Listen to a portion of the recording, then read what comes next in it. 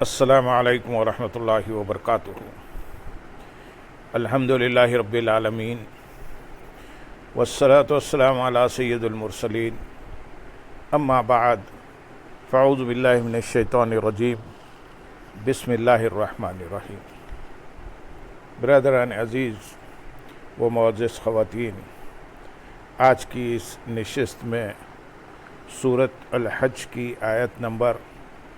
66 سے آیت نمبر 72 تک تمام آیات کا ترجمہ و تفسیر پیش کرنے کی سعادت حاصل کی جائے گی۔ لِكُلِّ أُمَّةٍ جَعَلْنَا مَنسَكًا هُمْ نَاسِكُوهُ فَلَا يُنَازِعُنَّكَ فِي الْأَمْرِ وَادْعُ إِلَى رَبِّكَ إِنَّكَ لَعَلَى هُدًى مستقيم وإن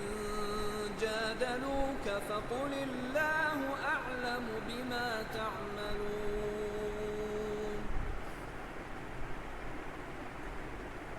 الله يحكم بينكم يوم القيامة فيما كنتم فيه تختلفون ألم تعلم أن الله يعلم ما في السماء والأرض إن ذلك في كتاب إن ذلك على الله يسير ويعبدون من دون الله ما لم ينزل به سلطانا وما ليس لهم به علم وما للظالمين من نصير وإذا تتلى عليهم آياتنا بينات تعرف في وجوه الذين كفروا المنكر يكادون يسقون بالذين يتلون عليهم آياتنا قل أفأنبئكم بشر من ذلكم النار وعدها الله الذين كفروا وبئس المصير۔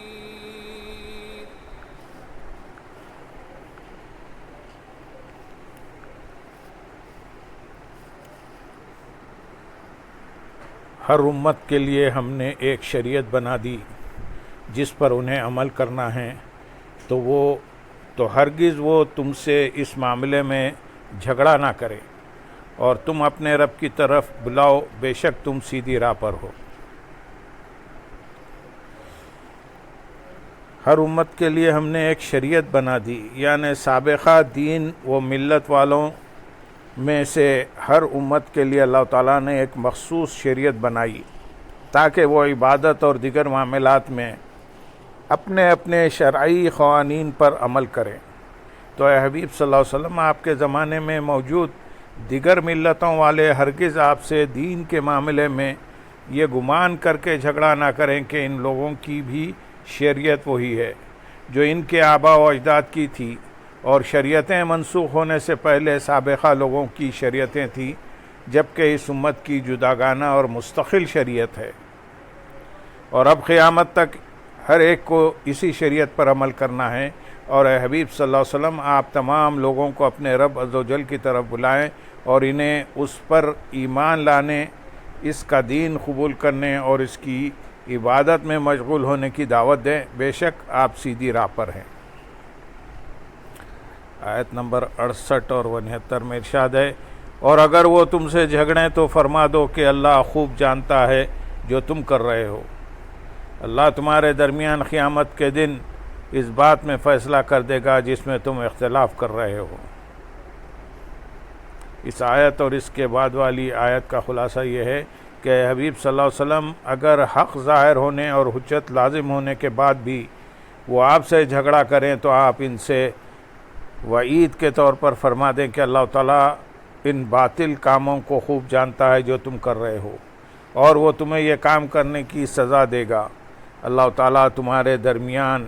قیامت کے دن اس بات میں فیصلہ کر دے گا جس میں تم اختلاف کر رہے ہو، تو اس وقت تمہیں معلوم ہو جائے گا کہ حق کیا تھا اور باطل کیا ہے۔ اس سے معلوم ہوا کہ ہر باتونی اور جھگڑالو سے مناظرہ نہیں کرنا چاہیے، اور یہ بات اس واقعے سے مزید مضبوط ہو جاتی ہے کہ جب شیطان نے حضرت آدم علیہ السلام کو سجدہ نہ کرنے پر دلائل پیش کیے تو اللہ تعالیٰ نے اس کے دلائل کا جواب نہ دیا، بلکہ اس سے فرمایا تو جنت سے نکل جا کیونکہ تو مردود ہے۔ علامہ ابو عبداللہ محمد بن احمد خرطبی رحمۃ اللہ علیہ فرماتے ہیں، اس آیت میں اللہ تعالیٰ نے اپنے بندوں کو بڑا عمدہ ادب سکھایا ہے کہ جو شخص محض تعصب اور جھگڑا کرنے کے شوق میں تم سے مناظرہ کرنا چاہے تو اسے کوئی جواب نہ دو، اور نہ اس کے ساتھ مناظرہ کرو، بلکہ اس کی تمام باتوں کے جواب میں صرف وہ بات کہہ دو جو اللہ تعالیٰ نے اپنے رسول صلی اللہ علیہ وسلم کو سکھائی ہے۔ آیت نمبر 70 میں ارشاد ہے، کیا تجھے معلوم نہیں کہ اللہ جانتا ہے جو کچھ آسمان اور زمین میں ہیں، بے شک یہ سب ایک کتاب میں ہیں، بے شک یہ اللہ پر بہت آسان ہے۔ ارشاد فرمایا کہ اے بندے، کیا تجھے معلوم نہیں کہ آسمانوں اور زمین میں کوئی چیز اللہ تعالیٰ سے پوشیدہ نہیں، وہ ہر چیز کو جانتا ہے، اور ان چیزوں میں کفار کی باتیں اور ان کے اعمال بھی داخل ہیں۔ بے شک آسمان اور زمین کی ہر چیز ایک کتاب لوح محفوظ میں لکھی ہوئی ہے، اور بے شک ان سب چیزوں کا علم اور تمام موجودات کو لوح محفوظ میں ثبت فرمانا اللہ تعالیٰ پر بہت آسان ہے۔ آیت نمبر 71 میں ارشاد ہے، اور مشرک اللہ کے سوا ان کی عبادت کرتے ہیں جن کی کوئی دلیل اللہ نے نہیں اتاری، اور جن کا خود انہیں بھی کچھ علم نہیں، اور ظالموں کا کوئی مددگار نہیں۔ اس آیت میں کفار کی جہالت بیان فرمائی جا رہی ہے کہ وہ اللہ تعالیٰ کی عبادت کرنے کی بجائے بتوں کی پوجا کرتے ہیں، اور ان کے پاس اپنے اس فعل کی نہ کوئی عقلی دلیل ہے نہ نقلی، بلکہ محض جہالت اور نادانی کی وجہ سے گمراہی میں پڑے ہوئے ہیں، اور جو کسی طرح بھی پوجے جانے کے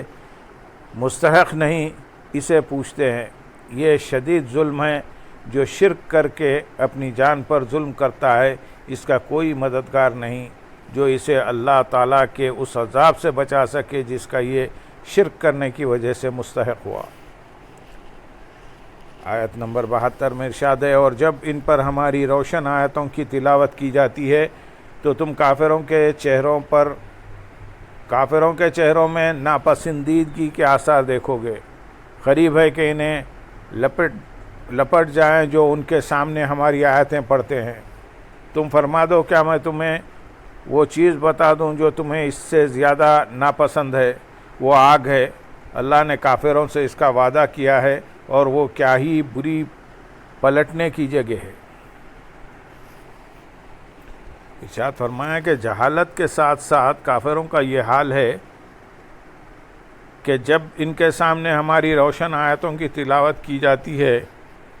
اور قرآن کریم انہیں سنایا جاتا ہے جس میں احکام کا بیان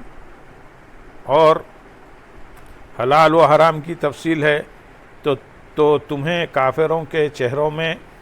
ناپسندیدگی کے آثار واضح طور پر نظر آئیں گے، اور غیظ و غضب سے ان کا حال یہ ہوتا ہے کہ جو ان کے سامنے ہماری آیتیں پڑھتے ہیں انہیں لپٹ جانے پر تیار ہو جاتے ہیں۔ اے حبیب صلی اللہ علیہ وسلم، آپ ان کافروں سے فرما دیں، کیا میں تمہیں وہ چیز بتا دوں جو تمہیں اس غیظ اور ناگواری سے بھی زیادہ ناپسند ہے جو قرآن پاک سن کر تم میں پیدا ہوتی ہے؟ وہ جہنم کی آگ ہے، اللہ تعالیٰ نے کافروں سے اس کا وعدہ کیا ہے، اور وہ کیا ہی بری پلٹنے کی جگہ ہے۔ اس آیت سے معلوم ہوا کہ چہرہ دل کا آئینہ ہے، کیونکہ دل کے آثار چہرے پر نمودار ہوتے ہیں۔ نیز یہ بھی معلوم ہوا کہ اللہ تعالیٰ کی حمد اور حضور پرنور صلی اللہ علیہ وسلم کی نعت شریف سن کر چہرے پر خوشی کے آثار نمودار ہونا مومن ہونے کی علامت ہے، اور حمد و نعت سن کر منہ بگاڑنا کفار کا طریقہ ہے۔